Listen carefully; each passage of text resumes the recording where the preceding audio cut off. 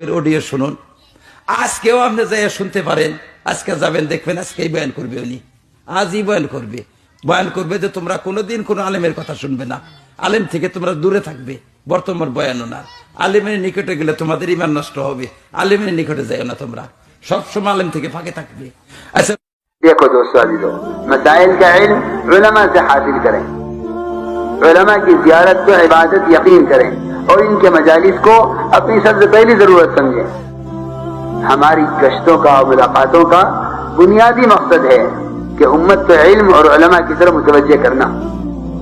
अपनी औलादों को दीनी मदारिस में इस मकसद को सामने रखकर दाखिल किया करो। ये इल्म ही सिर्फ ये है, इल्म ही सिर्फ ये है।